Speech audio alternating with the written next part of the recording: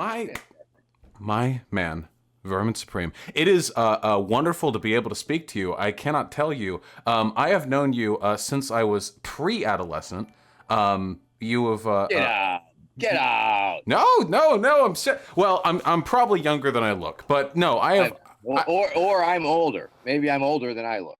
Not a day over 35. I have known about you, God, for ages. I mean, I imagine most of the people who are watching right now, they probably know who you are, but do you want to introduce yourself just to cover all the bases? Oh, sure. Just let me pull down my COVID mask here that I've made out of neckties, actually, Gotta stay because safe. I am known for wearing neckties. And if you're going to wear a half a dozen neckties, it actually makes it a mask. So there you go. It's also a little Cthulhu. Well, okay, let me fluff out my beard here for the viewers. Make sure I got no high def boogers in here or anything like that. As one does. As one does, and it's always very embarrassing. You see the instant replay, it's like, oh my goodness, I had that stray nose hair with a booger on it, and it was very embarrassing. As a man with facial hair, I'm sure you can relate. Oh yeah, absolutely. Anyway, so many tricks that you got to learn. So true. Hi everybody! Hi everybody! It's me, Vermin Supreme from the internet. Remember, the guy with the boot on his head? Yeah, I'm the guy who runs for president with the boot on their head. That is totally me. And yes, it is a communication strategy that I have developed over the years that has allowed me to communicate with millions of people across the planet. It's allowed me to exponentially amplify my free speech First Amendment voice. It has allowed me to attract earned and free media across the flat earth. And so it's a magical boot. Yes, I am the possessor of the magic boot. Now, some people do want to know, like, what's up with the boot? Is there some sort of small alien inside of the boot somehow controlling my thoughts and actions and movements? And that is a common misconception. It's not actually true. The boot is in fact the alien, and it has assumed this shape, and it is sort of merged with my head and in my brain to allow me to spread its good message of love, compassion, mutual aid, and charity and volunteerism, of course, such things like that. But I think it's pretty safe to say that I am a highly respected political satirist, beloved by millions. And that's Oh, funny because it's true, right? oh yeah, undeniably, of course. Yeah, right up there with Jon Stewart and Stephen Colbert. But I think, frankly, far farther along in the cutting edge. Yes. Look, I've been very lucky that because my journey and my path has always been sort of, I never wanted to go that route. I never wanted to go to New York or LA and be a waitress and try and get discovered, all that nonsense. I believe that's a difference between some of the other fellows that you mentioned, is that I am not a corporate monkey. I'm a totally freelance grassroots monkey who performs for my own grassroots constituency, if you will. Yeah, having thoroughly looked over your history, your portfolio, and your politics, I think the last thing anybody could ever call you would be a corporate stooge. I think Not yet. not yet. Hey, one of these It's days, early yet. It's early yet. there's going to be a sponsorship offer. You I can't turn mean, down one of these days. occasionally I do shill, and as you know, I'm shilling for the LP these days. So there is that. Yeah, I think that's. I mean, I think that's what led me to be so interested in you, or I guess to respect you from such an early age. I'm a leftist now. I'm an anarchist, so obviously our politics I'm an align. anarchist also, sir, Yeah, and it's a pleasure to meet a fellow anarchist. And I do indeed come from the left side of the tracks. Also, it's where my roots lie. Reading Kropotkin when I was a young man really turned me on to mutual aid, and I've been a firm believer of that since. Of course, I've had to tack a little bit to the right, of course, because I'm seeking the nomination of an actual party with an actual platform, which I am fully representing to the best of my ability, of course. And yes, origin stories. I am a meme. I have been a activist, candidate, humorist, absurdist, Dadaist, Discordianist for over 30 years. I've been running for something or another since 1987, where I ran for mayor of Baltimore, and that is where the initial kernels of my later runs. That's where my stump speech actually was written. I've been, yes, it's true. I've been coasting on the same stump speech for close to 30 years now. Hi, my name is Vermin Supreme. I am a friendly fascist. I am a tyrant that you can trust, and you should let me run your life because I know what is best for you. Yes, all politicians are vermin, and I am the Vermin Supreme, and that is why I'm the most qualified candidate in this race at this time. Yes, I'm a politician, and I will lie to you because I have no reason not to. Yes, you are my informed voting constituents. You are the informed voting public. And of course, I have no intention of keeping any promise that I make. So this election year, vote early, vote often, and remember, a vote for Vermin Supreme is indeed a vote completely thrown away. And for many years, that was a fact, and that is truly the only campaign promise that I've ever been able to fulfill, is that your vote will be literally thrown away.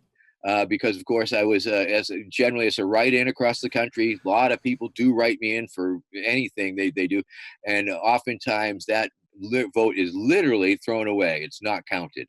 And so I did take great pride in the fact that I was at least able to deliver on that particular promise. Yeah, in that respect, you're probably the most honest politician to have ever run in this country. I don't think anyone has ever so succinctly fulfilled one of their running promises. Indeed, and of course, as in the early days, I felt a little awkward about even encouraging. I was afraid that I might be encouraging people to vote.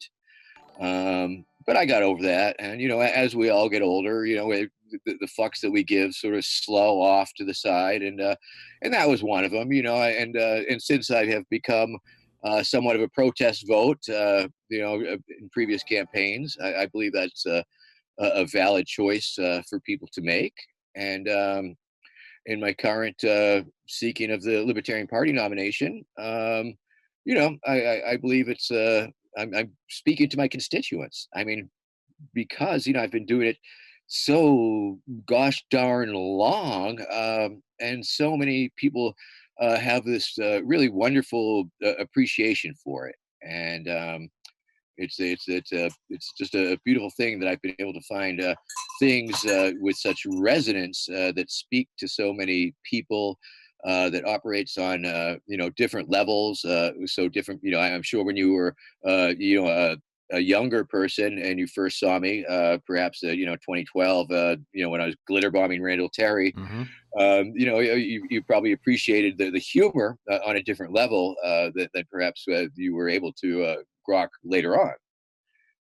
And so that's a very wonderful thing for me, is that different people ascribe different levels of import to it. Some people are all like, "Oh, Vermin, what you do? It's so important to democracy," and other people are like, "God damn, that stupid guy! He's got a boot on his head." And they're all right. Everybody's is correct. They're all correct. It's both equally valid approaches. And I can't grandstand here. I'm not going to talk about what good you've done for democracy. I want to talk about the good that you've done for me, if I may. Okay, because so I've known about testify, brother, testify. Oh, absolutely. I'll share all my feelings. I'll lay them all out there. I've known about you for ages, and I was not always an anarchist. I mean, certainly not up until the past couple of years. Back when I was 12, 13, 14, 15 years old, I knew about you, but I was, at most Obama. I really was not that politically engaged. But the cynicism, or maybe not the cynicism, the irreverence with which you approach the electoral politics, I think is incredibly appealing to a lot of people, because I think it's very easy in this country, because it's deserved, to think of the entire political superstructure as like this mockery, like it's this, you know, obtuse, obscure, like idiocracy where nothing matters and horrible things happen every day and there's nothing we can do about it. And then there's you, and you approach that with such glee and irreverence. It's impossible not to like you, even without subscribing or identifying with your political positions. And then you grow up a little bit and you think, oh, holy shit, not only is government protest like a legitimate thing to do and not just a joke, but the ideologies through which you can channel that protest are on display here, you know? And I think that's an incredible thing. You know, I would imagine you probably brought quite a few people over. Yeah, I mean, what I love, I mean, because you know, kids are just they're naturally anti-authoritarian. And they are naturally nonconformists. They enjoy nonconformity. They've got this amazing, you know, lowbrow sense of humor, and you know, they wonder. They ask, you know, why are things the way they are? You know, mommy, why are things this way? And you know, they want to change the world. You know, they're naturally optimistic, and that is what you know I have in common with the kids, and I think that's where the kids grok me. And you know, I think you know, libertarians are about that also. And so yeah, it's and once again, it was never a calculated um, pile of shticks or bits or pieces. It was just sort of this skill set that developed, that I was able to develop over the years. You know, you know, you know the Rainbow Gatherings. Are you familiar with the annual events called the Rainbow Family Living Love and Light Gathering of the Tribes? I am not. Please fill me in. Oh, okay. It's an annual temporary autonomous zone, although it may very well not occur this year. It's a non-commercial event. It occurs in a different national forest every year, decided the year previously. Imagine, if you will, 4,000 people sitting in concentric circles waiting for dinner. They have their own cups and bowls because that's the way we do things. All of a sudden, out of the woods, in the surrounding woods, comes hundreds hundreds of 5-gallon buckets of food being delivered from hundreds, literally over 100 different kitchens out in the woods. It comes down to the circle. It goes around. The people get fed. Uh, uh, Town criers make the round around this circle. They inform people of different health and safety information that they need to know. They're informed of all the entertainment available to them that night, talent shows or drum jams or what have you. Mhm. The Magic Hat goes around because it's a non-commercial event and there's no barrier to entry. And you can't buy or sell anything there because that would affect our ability to do it under the U.S. Constitution without the permits that they're trying to shove down our throats all the time. So that people toss their money into the bucket, into the Magic Hat, because it's a spiritual money laundering of sorts. Goes to the middle of the circle. The banking council counts it. They interface with the supply council. Supply council takes the money. They interface with the kitchen council. This kitchen council is, you know, representatives. It's a spokes council. It's a horizontal council type operation. They come up with, you know, they share all their concerns and kitchen things, and then they put out their shopping list. Supply goes to town, brings back the food, goes to the kitchen, happens again and again, over and over again, for a solid week, 10 days. Now, also, there's this incredible infrastructure that occurs there. There is miles of water hose that is bringing water to these kitchens that are from springs that are tapped. It's in many states, it's the biggest city that exists, and it's an anarchistic organism. It has no leaders. It has no hierarchy.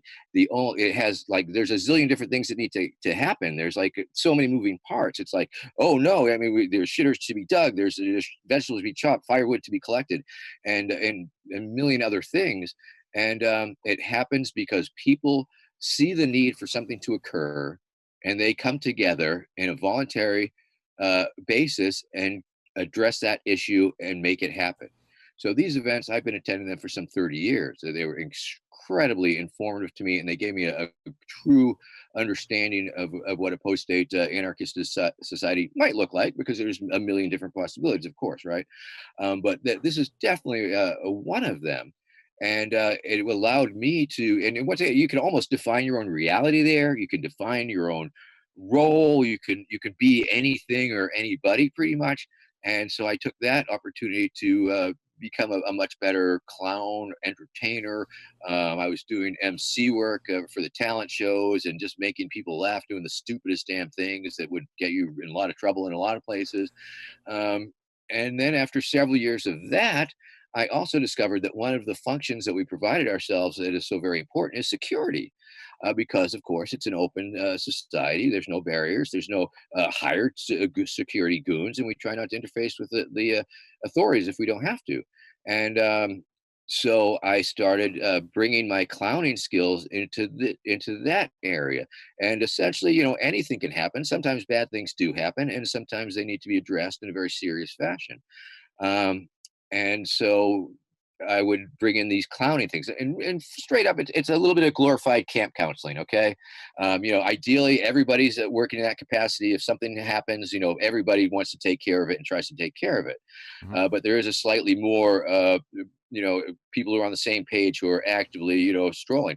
And so one of the functions that we provide as security is escorts to media, just to make sure that everything goes smooth with them. And because some people in the old days got really uptight with people taking their picture, and cops. And so essentially, when I was a young pup, going to my early rainbow gatherings, I could spend 8 hours a day walking with um, a troop of 8 or 10 state troopers from all these different states, or federal cops, or whatever, and smoothing things out, warning the participants that the cops were on their way. We yell out "six up," and so they can put away their contraband or whatever. And I would also spend that opportunity to use my humor to have fun with the cops, make fun of the cops, and spend hours propagandizing the cops and trying to give them the context of what they were seeing, and trying to explain uh, the way we see a world that could happen, and just in this stuff. And it worked. It set them at ease. I mean, they go in all ramrod straight, ready for action, because they've been fucking lied to by their superiors, of course. And once they realized what they were seeing, they were much less aggressive towards it. Can I Uh, touch on that really quickly, because I think that's really yes. interesting. I think there's this intrinsic, or this essentialist hatred of cops on the left, and again, like, I can speak pretty like, in a political sense, the institution of the police is a destructive and toxic force to the United States of America, certainly as it exists now. But the individual police officers, the individual cops, I think, are in many cases just the same down on your luck, socio-politically ignorant people that make up the rest of the country. And I think taking the opportunity. You're saying they're unwitting class traders. Yeah, absolutely. In a lot of cases, not all of them. I know a lot of them probably filled with contempt, but I think the effort of reaching out to these groups to work with them, as you've described here, I think this is a very noble endeavor, especially since bringing about less antagonism from the police force creates less trouble in the future for left-leaning people. You Yes, know? because at these gathering events, it's always been a very oppositional relationship with the U.S. government and the National Forest Service, and they had to end up. They oftentimes have spent in the past up to $1 million on a specific incident command team that was they would send in Holy shit! specifically to harass the gatherings, to jack the gatherings up, to create illegal roadblocks, to search people, to arrest people, to harass people, and go through the gathering and be intimidating and jack people up. And it's been going on for years. Some years they would try and foist permit schemes on us that have gone up to the Supreme Court. Sometimes they bring the permits and get unwitting people to sign it, and making them a null and void contract from the get-go. And it's just a very confrontational, aggressive. It's nothing like community policing. Let me tell you that right now. No. And but this is where I picked up a lot of these skills of clowning and dealing with cops, that I was able to bring. And let me tell you, in Wyoming, a couple examples. In Wyoming, at the 4th of July, which is the day that we take to hold hands in a circle of 10,000 people and ohm and pray for world peace and all that hippie woo woo stuff. A gentleman was going around getting people stoned with his big bong and all, and he noticed he was being followed, so he went to a camp. It was Kitty Village, and the next thing he knows, it turned into this big scene, and there was a bunch of cops with pepper ball guns, and we, the people, the unarmed participants, had to put up a human line between them and the village, the camp where a lot of the children were, where the families go. And they ended up open firing with volley after volley of pepper balls upon our people, and enraging our people, and created a real scene. Another example was in a national gathering in Michigan, where they came in and cut our site in half to create a situation where we were overcrowded, number one, and the water situation was as such that we were trucking in water. We needed water because the water tables were not conducive to getting enough water for all our people. So we were hiring trucks to bring it in, and people were bringing it in. And one of these water runs, this pickup truck, he had a bunch of 55-gallon drums full of water that he was bringing to the camp for family and people of all ages. And these federalists pulled this vehicle over and made them dump out all of their water. Now, luckily, that was recorded, and they showed, and the Rainbow showed that to the townspeople at the town council that night, and they became outraged when they saw this. I mean, that's a violation of the Geneva Convention if it was in that situation.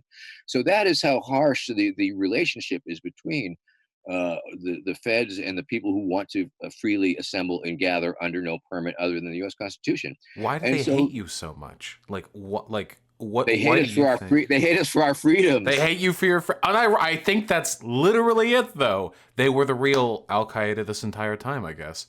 And so I was able to bring those in the particular skills of the clown and the cop intervention. I've brought that out into riot world, and for the past 30 years, I've been attending, big demonstrations, various G8 summits, or NATO summits, or the RNC or DNC events, and have made a I don't know, a hobby or something of bringing my skills, because essentially when you're at a demonstration, you have a line of cops, you have a line of demonstrators, and in between that there is a vacuum, and anything could happen there, and it often does, and long enough something will. It can be like a protester really upset and comes rushing the cops, or it could be a cop taking a cheap shot with the pepper spray, or something that could really initiate the sequence of shit going bad.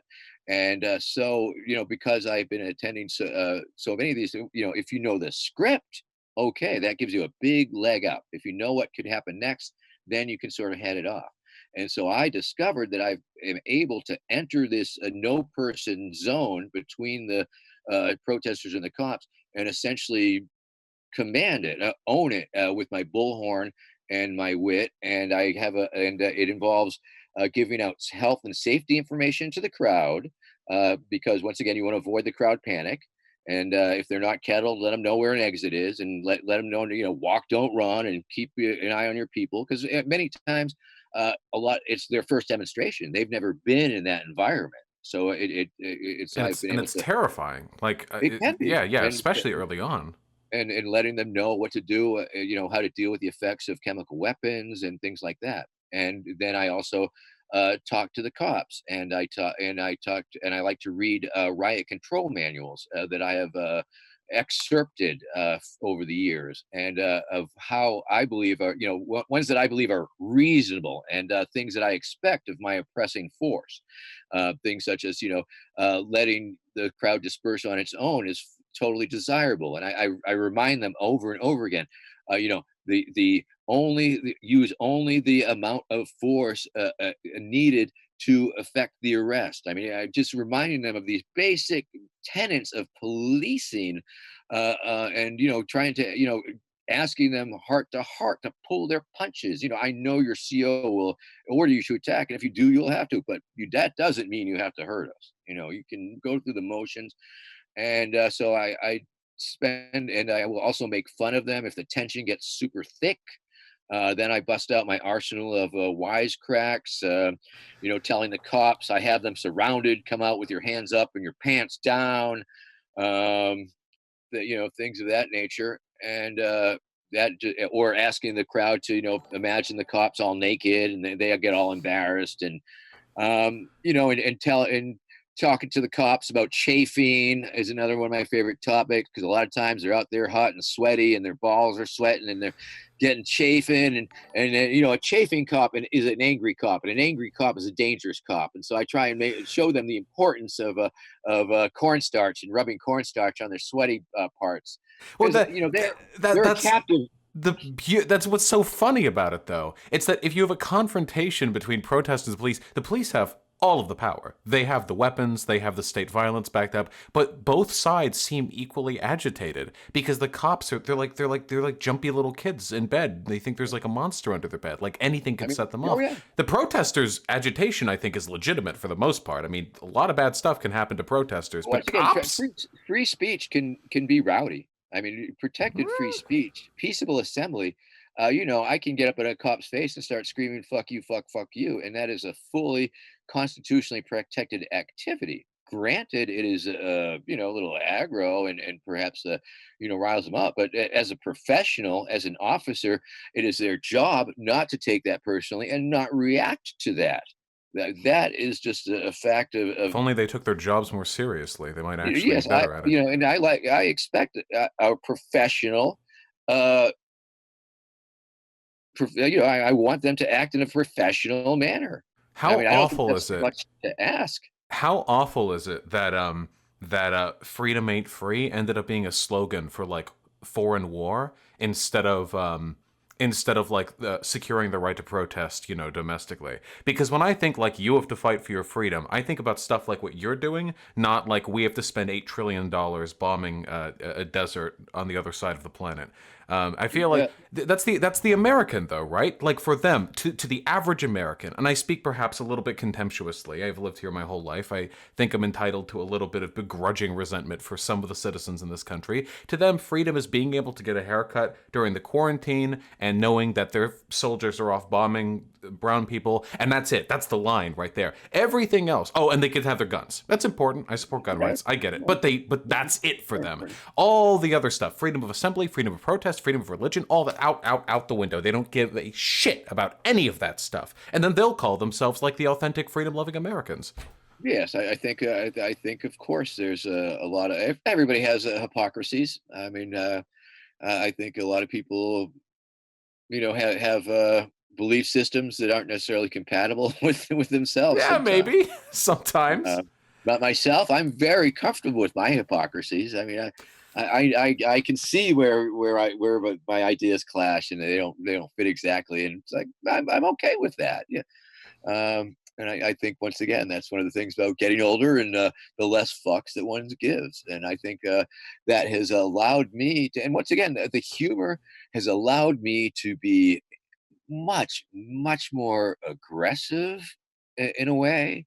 It has allowed me to present my concerns and issues with different politicians in a way that I could never ever if I was just a crank that was not trying to be funny. Yeah.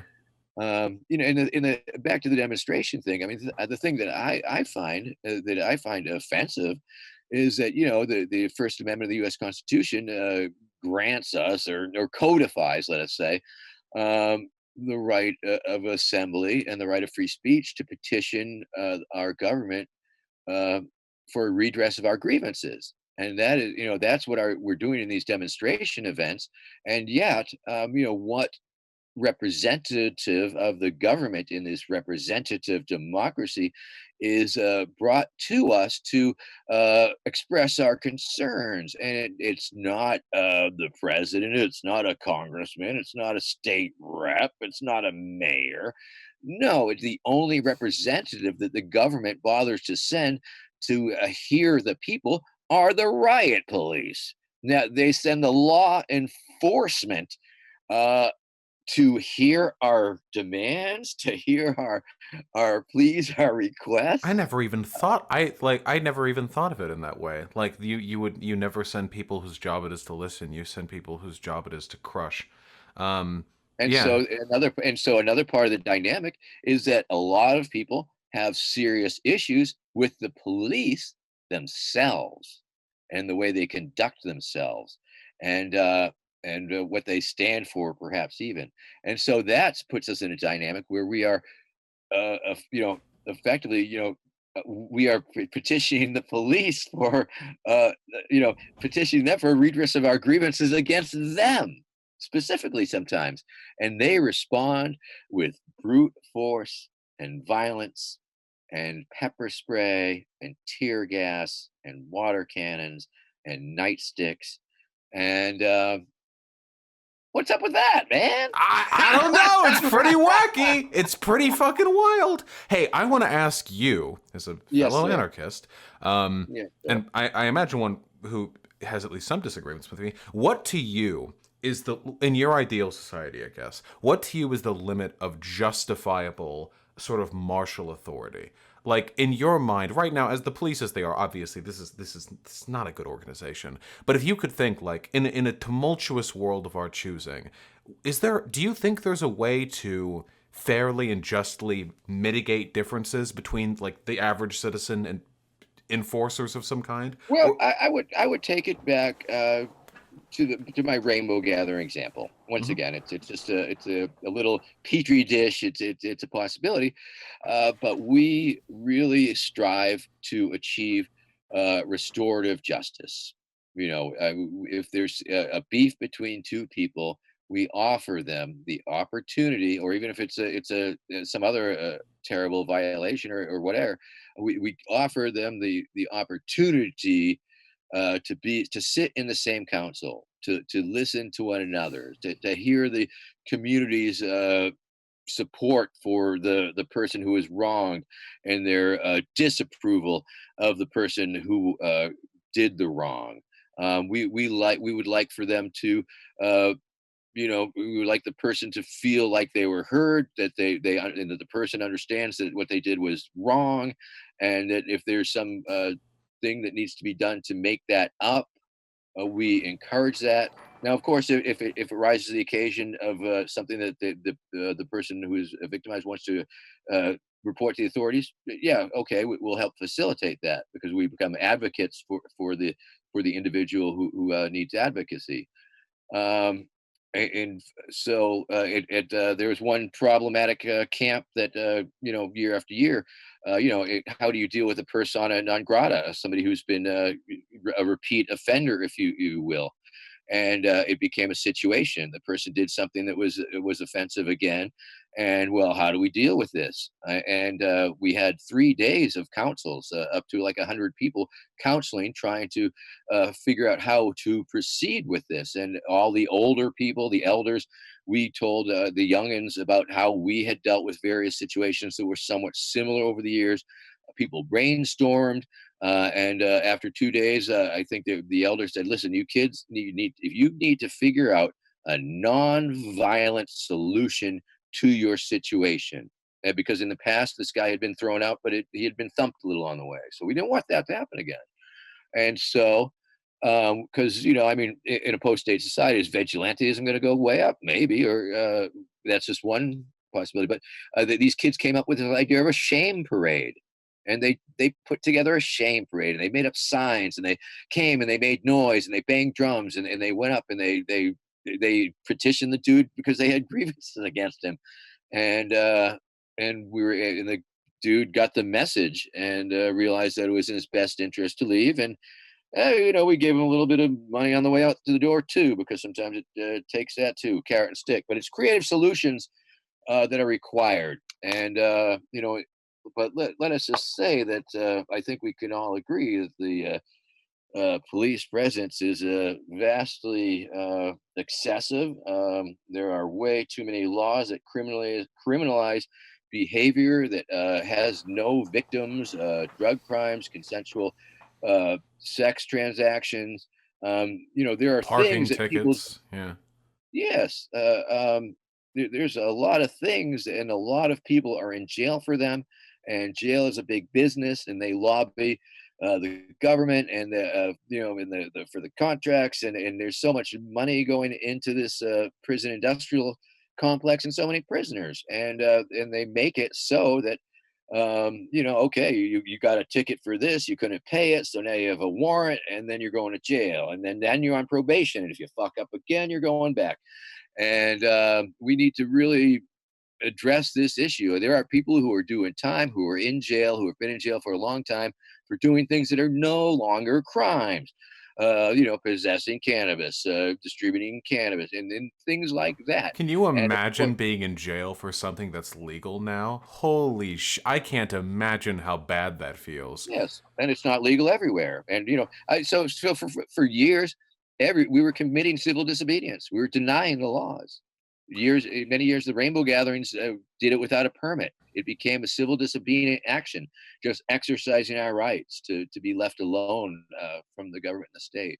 I'm a And very firm, I completely agree with what you said. I'm a very firm believer in community action. The extent to which we've been alienated from the restitution of justice or mediation of disputes in our local communities, I think, has been pretty toxic and pretty damaging. I think it encourages people to not understand what's going on around them. I think that citizen action requires good citizens, and that reminds me of something that you've said, which is that the United States of America does a very poor job teaching its constituents to be citizens.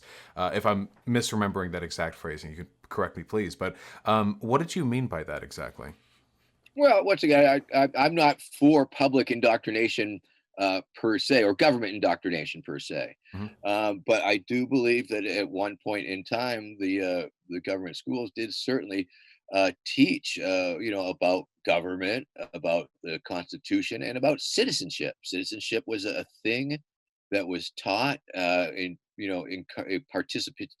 participation in the democratic process was encouraged, and yeah, so that type of activity. I mean, now it's just been supplanted by let it be what it's be, and go watch your TV. So very basic duties like vote, understand what's going on in your country, participate in your community, like that kind of stuff. Like very basic responsibilities. Very Because basic I thing. think a basic all I think all those responsibilities would stay the same more or less, even in a stateless anarchic society. I mean, that society would, be predicated in large part on community participation. If nobody's participating, Yeah. it's real hard to act, representatively. So I completely agree with that. So you think that today there's a um, like a disinterest or a malaise or an alienation that keeps us from meaningfully engaging with political discourse? Yeah, I just think it's the devolvement of uh, of America, perhaps, the devolvement of the natural extension of the just how things have been so consolidated, and yet diffused at the same time. The internet as a device in particular that has been a great uniter in one sense, but only simply in the sense that it unites everybody at staring at their screen and scrolling down a very narrow band of information that is often not vetted, and people seem to be making up their minds based on headlines and memes and things of that nature. But yet there's so many different and extreme points of information being presented. And you know I mean, I don't want to go back to the day where children were so regimented in the classroom, and um, you know have to saying the Pledge of Allegiance Right, was right. part That's of probably a I'm not bad saying that part of compulsory. Yeah. jingoism portion. But um, when there was only three TV networks and the whole country was on the same page, at least, or had a similar understanding. Um, I mean, why are things the way they are? How can they be different? How do we want them to be different? And how can we achieve these things? I mean, yes, I believe that obviously the current political climate has been exploited for political purposes. It seems like every damn little thing gets exploited to split the country and people's opinions. I mean, people have different opinions, and I've always been of the opinion that yeah, I've got opinions, you've got opinions. Just because I have opinions, doesn't make yours wrong or my. They're just opinions. I mean, I like to think that people base their opinions on factual information and That'd be not nice. opinion in puff pieces or empirical data or scientific information or medical information or other such things. I mean, and synthesize their things. I mean, if you truly believe that it is tyranny and the government is doing, I mean, if that's your belief, but please, I mean, if you're going to go out with your firearms, please wear your mask and wash your hands and maintain social distancing and um all those things. I mean, these things can be done safely, I believe, or at least with a full mindfulness. um so How have you been holding up under quarantine? Very well. I'm very lucky. I live in the woods pretty much. I live close to the ocean. I've just lived a cheap rent lifestyle. Been doing so for 30 years. So and no kids, no pets, no credit card debts. Just me and my wife of 30 years living the life here. And so it's been really I've been very lucky like that. And so every day I've been getting out. I've been walking around. I've been doing nature walks. I've been doing a Facebook live stream every day, somewhere around 5 o'clock, and I try and take my viewers out to a live stream. Actually, it's a live stream of a live stream. Sometimes it's of the ocean, sometimes it's of the quarry, sometimes it's of a little pond. It's reflections on the water. It's just I wanted to give people the opportunity to have something to chill out to. It's not like hyper crazy vermin entertaining. It's not like my TikTok stuff. It's just me talking to the people, hoping and trying to give them some reassurance and like that. And sometimes it's a very interesting Q&A day. Other times it's just we're just all hanging out together. It's so there's that. That's on my Vermin Supreme for President Facebook page. Randomly, more or less every day, um, on around 5 or so, 5:30. I think that's a So fantastic thing to be doing. I so yeah, I've seen deer. We've seen deer. We saw 4 deer the other day. We saw a beaver a couple days in a row. I was live streaming a beaver chewing on wood, ducks, seagulls. So it's fun. Yeah, It's like no, it visual. doesn't get better than that. Especially since everyone's so cooped up indoors, I imagine they appreciate the opportunity to see something else. Oh yeah. Um, my life hasn't changed very much quarantine. I'm very much an internet person, so I've just been staying inside and doing my own live streams. As a matter of fact, I I think Definitely impacting. It has impacted my campaign, of course. A lot of the state conventions of the LP, they started getting canceled, and it's hard to really, meet. A lot of my convincing, it's one on one almost. It's yeah, people have to really sort of that's see me. that's what worries me so much. Or I guess that's one of the things that really bothers me. I keep track of a lot of local campaigns here in my state of Washington. Because why not, right? Lefty campaigns, and a lot of them have had to That that shutter up. that's citizenship, friend. Yeah, I'm trying my best. We've had a few of them on this stream actually, but I've been trying to follow, and a lot of them have had to close up. Our governor isn't allowing the campaigns to collect signatures anymore. You can't do it in person because that currently violates the quarantine in our state, Right? and you can't do it online on account Is of there any court cases underway on that one? I am actually not sure, but some I know at least of two left-leaning campaigns that have just had to like shut because they know they can't do the grassroots organizing they were A couple previously doing. states offered relief. I think New Hampshire and I can't remember the other one, but they knocked it down to 10% of their usual signature requirements. I hope he could do it. Um, Jay Inslee's my which governor. is I hope he could do something like that. He doesn't seem like too much of an asshole. But yeah, it's really unfortunate because I mean, of all the times yes, for us to get like a very global difficult here. pandemic, yeah, it's grassroots organizing is kind of like our only hope, right? We can never match big corporate, multi-million dollar advertisement deals. Sure. I Yeah, mean, it sort of crushed my. I mean, my general election run, if that's going to happen, is was going to take me to, all the festivals, the Juggalos, the Burning Mans, the Rainbow. That was it. I mean, I was going to knit all those subcultures together and go to all those festivals and register all those voters and sign up with the Libertarian Goddamn right. Party. That's Praxis right there, I mean, honestly. that was the plan. That was my vision, and boy, that was going to be amazing. I can still see it in the alternative dimension and shit without the COVID. How do you feel? Because you're very big on freedom. How do you feel about the quarantine protesters? People, Sacramento, the ones in, what was it, Michigan? The protesters who are real angry. The government fake, it's a hoax. Government's keeping us in our houses. We want a haircut. How do you feel about those folks? Well, once again, I don't think it was all of those folks. I think there's a couple different, types of folks that might have been involved in those protests. Some of them were certainly the extremer um, deniers and things of that nature. But I think there was probably some other folks that were indeed, because I did see some protesters who did have masks and were maintaining a social distance. As I said earlier, I'm a huge proponent of the First Amendment and, most of the constitutional amendments, actually.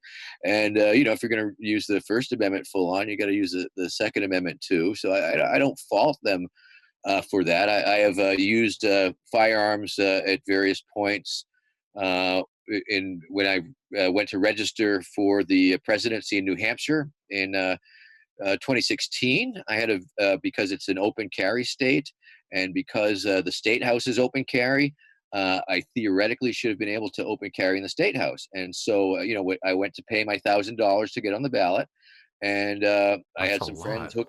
hook me up with a whole bunch of guns, and so I had like two shotguns in a little golf cart I was pulling, and a Mouseburger pump action shotgun on my back, and a Glock on my hip, and a small I think it was a Colt on duct taped to the outside of my boot in a holster. And so I was like, I had so many freaking guns, it was ridiculous.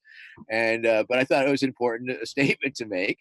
And but unfortunately, because Ben Carson was registering at the same time, which I knew, the Secret Service had cordoned off the second floor and declared it a national security area, and the Constitution was null and void. And so I guess that was part of the statement that I was making. And I did it. I did actually was able to enter the state house because the people at the gift shop and the historical society were so happy to see me. They were so excited. I don't even think they didn't blink at the guns because it's New Hampshire. And but then as I was leaving there, this Secret Service agent came up and, oh, asked me to disarm or leave or whatever. And so I did disarm. But once again, that's part of the script. I knew that going in, so there was no. The risk was lessened. I thought there was like, okay, maybe there's an off chance I'll see a red dot on me and drop to my knees or whatever. But I felt it was just another exciting stunt to make. So obviously it's You're a free speech. remarkably flippant, putting yourself in positions of potential harm. Oh, and I also had like one of a little metal detector wands like that like that the security cops use, and I was waving it over the Secret Service and waving it over the cops and waving it over their guns, and it was very hilarious. And I also had a guns and pony parade this November when I went to register this time, and then and we had ponies and we had guns, and it was a lot of fun. Really, it was a lot of fun. And so, as far as these protests go, I am certainly a staunch. I enjoy the First Amendment. I enjoy the. I think it's so. It is the codification of what we do as citizens. I mean, I believe that they. I don't want to. Say they were misguided. I seriously question uh, the fact that they weren't engaged in social distancing or wearing a mask or washing their hands or any of those things. I mean, and that's what I've been encouraging people that if you feel the need in this day and age to go out and make that statement, because it is indeed a very powerful statement. You can't deny that walk into a state house with firearms, very powerful where it's legal, Yeah, no, where it's no, legal to I do would so. say so. Absolutely, I would You complete. know, It's it's not a a statement I've made, it's certainly. it's a political, it's a, and once again for me it was, it was a part of the theater. I was using them in a sense of props in a way, but I was talking about one amendment by using the other amendment.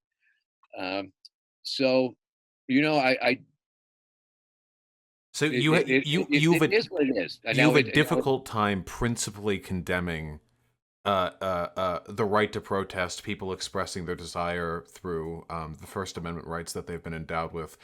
yes, But you would warn, I suppose, caution. You would warn, like yes, proper social distancing. safety is important. You want to do. I mean, in this day and age, I think safety is.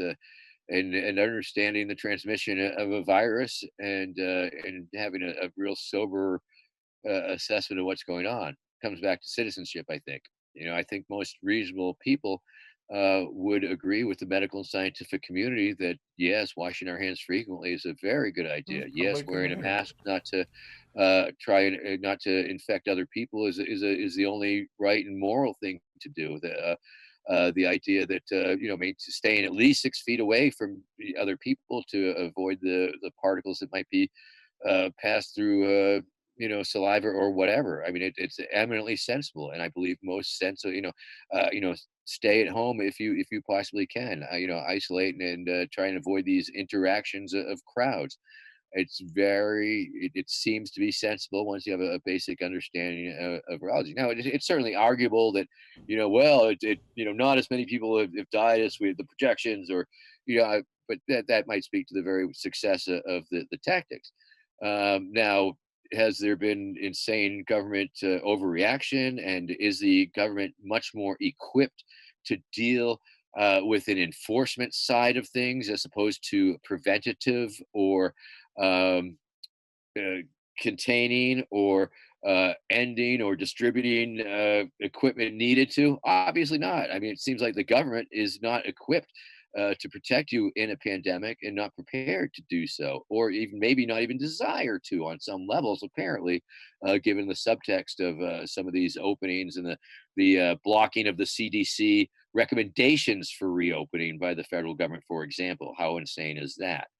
Um, so yeah, I think The thing, but do the cops need to be going in and, like, sending in robot dogs in Singapore, or ticketing people or threatening people with arrest if they don't comply, or harassing them if they're on their own front doorstep breathing some fresh air, or in their own yard, or and once again it comes down to the prejudice involved of the demographics in the enforcement. Ultimately, who's going to get jacked up for anything? I don't know. the thing that really bugs me about it too is that most of the people who want the states to reopen aren't doing so because they're COVID deniers or because they're idiots. A lot of it is because they're poor and they need to work, and that's And why. I think that's a very, very valid concern that people have. Yeah. I Oh mean, yeah. Oh yeah. I once mean, again, how can I fault them for that? it is a very frightening situation. It is a very stressful situation that a lot of people find ourselves in. I mean, people like to have control over their lives, and this is giving a lot of people just an existential angst. It's something that you can't fight against. You can only try and prevent, and it's obviously manifesting in a lot of neuroses. I would Oh, I'd say say so, on a yeah. I'd certain say there's going level. to be collective trauma after this, honestly. Think of, like, I mean, all the people across the country, across the world, who are just sitting inside, like, watching, like, the it get closer to the first of each month, waiting for the next, like, rent payment, knowing that the next grocery, like, trip they're going to have to do, they're going to have to dip into, like, the $27 they have in the savings account, or they're going to have to, like, overcharge their credit card or something. Under those circumstances, I can't possibly condemn somebody who's pushing for these states to be reopened. The real shame is that this would have been an opportunity for the government, for the first time, God, to actually do something useful in a moment of crisis and open up like food depots or freeze payment plans or give some kind of Absolutely. UBI or something. But we got I mean, $1,200 and if, that seems to be it. That's all we yeah, get. I mean, if once again, if the, I mean, pandemic was not an unforeseen circumstance, that was definitely coming our way at some point in time. And obviously, the current administration and the government, probably in general, is just simply not heeding those warnings to the extent that they were fully prepared. Obviously, caught with the pants down, screwing the pooch, and then you add the full on denial and misunderstanding the extent of what was coming, or maybe the willful ignorance. Maybe there was enough information coming down the pike that if a certain president had read the daily briefings, would have had a better understanding of what was coming our way, instead of pretending it wasn't real or saying it was a hoax. And then when it comes trying to shut the barn door after after the pony had left, just in the regulations, for example, the FDA requirements that require years of testing before a cheap, effective COVID test could be produced, when in fact, COVID, that type of technology and the test itself was right there and actually being produced. Where it was discovered, COVID was discovered in the U.S. by a doctor acting completely outside of the law with these tests, and found people with COVID, and the feds are like, destroy that shit. It's not, and so. If we had the testing and capabilities, which we could have, with less regulations in place or aimed at this type of thing, then we could have been on top of it. Perhaps we could have seen it coming. We could have started the testing and the tracing, and then really cautiously responded step by step as required, instead of a full-on lockdown of every segment of society. I mean, there's several stores that are still open in my town. The hardware stores open. They've adapted. The grocery stores adapted.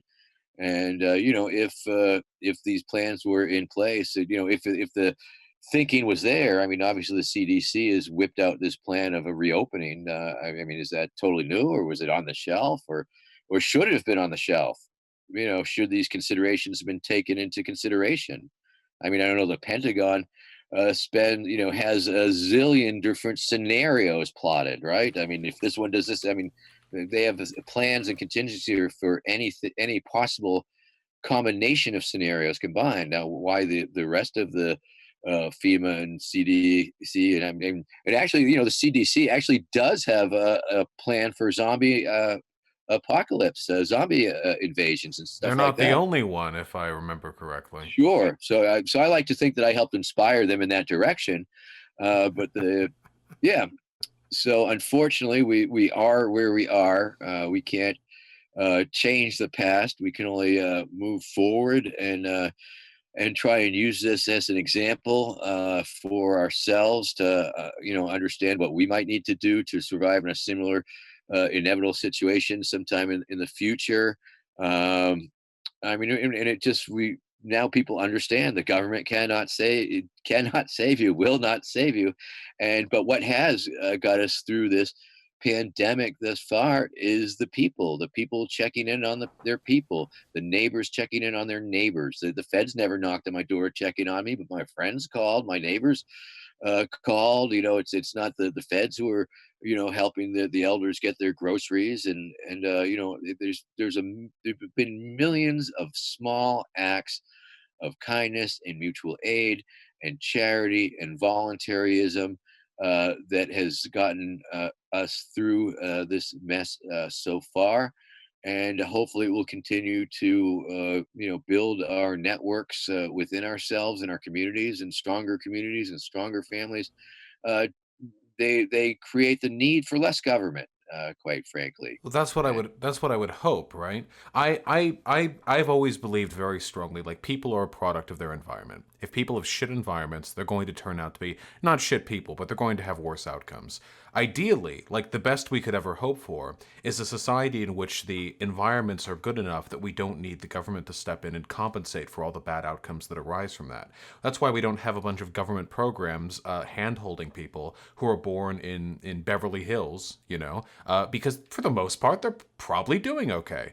And I think when you speak then of like being a better citizen, that's kind of what we have to hope will come out of this, right? That all these people who have been trapped inside due to quarantine, all these people who are coming face to face with the instability of the system, they recognize that fundamentally mutual aid is and always has been like the masonry for the groundwork for a functional society. All the way back, no, I mean, nobody ever gives credit to this historically, but even if you go back to God, the ancient Greece days, a lot of the strength of their society was based on like civic responsibility, was based on, I guess they wouldn't call it mutual aid at the time, but like a shared responsibility for the community. And nowadays, like, I mean, I guess like you said, I don't think people really feel that way anymore. People have their house and that's it. Some people don't even take responsibility for the whole of their house.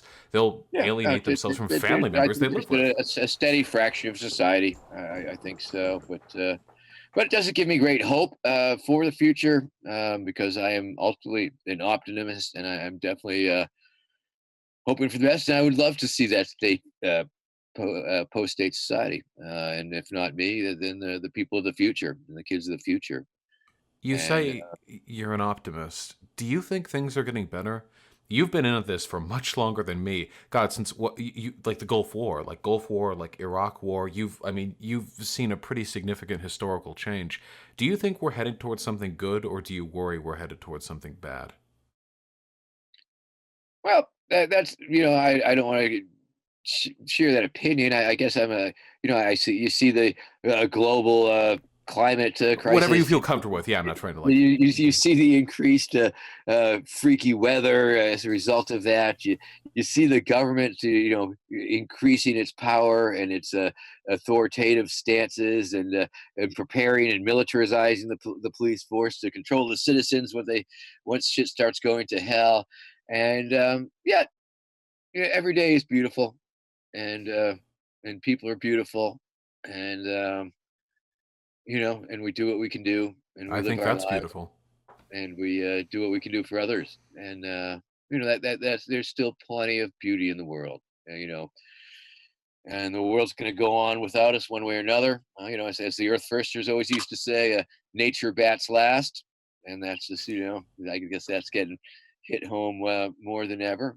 But Like an optimistic nihilism almost. Like you still, things are dire, but things have always been you still dire. want to plant. You still want to plant trees. I mean, you still want to plant a tree that's going to grow and you'll never see the people who sit in the shade of it. Um, Do you know what so that when reminds me of? Oh, sorry. no, I was just going to point out. I think maybe that's one of my hypocrisies. Yes, yes, they're not fully, but yes, I think the obstinate maintenance of optimism is probably the best kind of political hypocrisy. What you just said, it reminds me of something that's always stuck with me. 1984. You've read 1984 at some point, or mhm, yeah? yes. It's a very formative book for me when I was younger, and later on in the book, I guess spoilers to people watching. Later on in the book, O'Brien has captured Winston, and Winston is being tortured and what have you, and Winston is being briefed on the futility of fighting against the state. How many fingers, jeez? Yeah, how many? Yeah, exactly. It's very brutal. It's like a third of the book, honestly. But there's a point where Winston holds in his heart like uh, um, no matter what you do, like you can't extinguish the rebellion in my heart and in the hearts of others, and in that sense, you will never win. And then even further back, after his mind has been broken even further, he says, "It doesn't matter what you do to me or to the people of this planet. One day, a meteor will like eradicate the planet, a volcano, an earthquake, something. The forces of nature are beyond your control." And I think there's that futile optimism is like a really really valuable tool to believe that fundamentally, no matter how bad things get or seem like they're going to get, there are machinations over which we have no control that will inevitably sweep everything we do and everything our enemies do to dust. And in light of that, the best we can really do is keep trying because And don't get me started on the AI robot wars either, man. oh that yeah 2214 it's gonna be rough, but That's coming. we got to be ready for it. We got to be Oh, yeah. ready. Hey, it sounds like a perfect opportunity to pitch my book, Please. I Pony Blueprint for New America. It's a book about the future long after a Vermin Supreme presidency, after everybody has their pony, after zombie power fuels the nation, and after the secret dental police have set up checkpoints every couple hundred yards. It is a warning from the people of the future to you, the people of their past, your present, that Vermin Supreme is a madman and must be stopped. It's available on the internet. And yeah, iponythebook.com, kids. It's I haven't brushed my teeth today. Am I due a for lot a of zombies, scolding?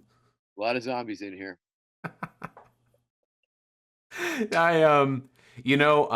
I I think that if I could go back and tell 14-year-old me that I would end up having a tremendous amount politically in common with you, I would have been quite surprised to have Mm-hmm. heard that at the time. But I think I'm happy to be in that position now. Well, nice, nice. No, it's yeah, no, it's a fun little chat. It's fun meeting you, sir. Yes, yes, Yeah, indeed. likewise. And I don't want to take up all your time. I just want to say it is actually insane to be able to talk to you, considering that you've been an icon in all through my formative years. And Talk I, about irony. So when the iconoclast becomes the icon. you're doing a good job, man. Thank Boom. you so much for speaking with me. Well, thank you very much. Can I plug my Plug things? whatever Can I the do that? fuck you want, please. Okay. Thank you. Once again, of course, if you're interested in my never-ending campaign, check out verminsupreme2020.com. Of course, this time it's serious and personal. Check out the LP platform, the Libertarian Party platform, lp.org/platform. So you know what I'm repping. Check out on Facebook, Vermin Supreme for President is the blue check mark Facebook page. Also, there's Vermin Supreme's dank meme stash for you kids because I know you kids love the dank memes. My personal page is Vermin Supreme. Sometimes I share more political stuff, maybe not. On the Twitter machine, I am at Vermin Supreme. I got on there early. I got lucky. And on the TikTok, I didn't get on there so early. I missed my name. I don't know who the hell's got my name. That So asshole. I have to be at the real Vermin Supreme on TikTok. Got like oh man, I got like over 11 million hits on my hashtags. That's Oh, not too shabby. holy Not too shit! shabby. I should get on TikTok. I don't know how how that app works. Oh, they just give you 15 seconds, and all you gotta do is like, "Hey kids, how you doing? I'm Vermin Supreme. Wait!" And what are you gonna name your pony? And things I've like that. I'll learn how to dance. I'll find a way. I'll make it work. And Um, if I may read mhm, a short few sentences, please. please. If I may. Normally, I'd offer the opportunity to read a whole chapter out of my book, but maybe some other time. But since we're wrapping up, correct? We're wrapping up, right? Oh yes, yes. My apologies. Sorry, I was reading a text from my Oh, girlfriend telling me to oh, ask you something no as soon as you worries. were done with this. Yeah, go for it. Oh, okay, you can ask me first. Oh, my audience diligently wants to know trans rights. Trans rights. I've said it. How many times have I said that? Plenty. Like, how many times have I tweeted that? I mean, geez, Oh, I you know, keep I know. you, Just you making. say one, and the kids are like, "Oh, say it again, say it again, say it." I already said that. Say it again, say it again, say it again. Oh, I already said that. No, say it again. Oh, okay, trans rights. Yeah. They're very insistent, but it's a good sentiment, so we stand by it. Oh Anyway, yeah. No, a very very important constituent base of mine for sure. Love the kids. Absolutely.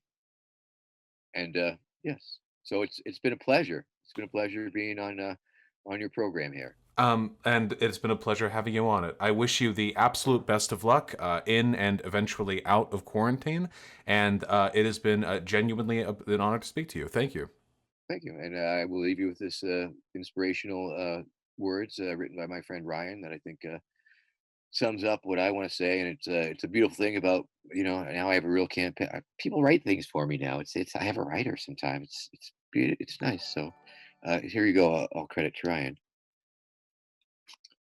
Let us not go back to the way it was.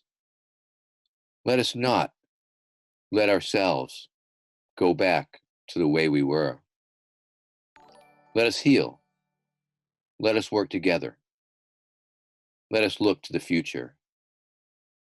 Let us make a better world now, together. Disruption leads to innovation and change.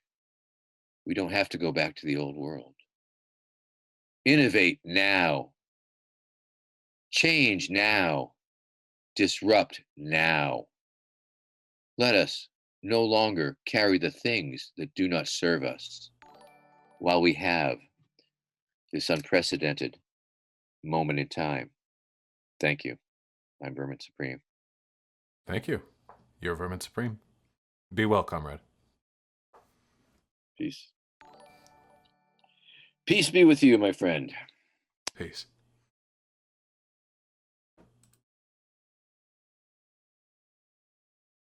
Well, that was fucking cool.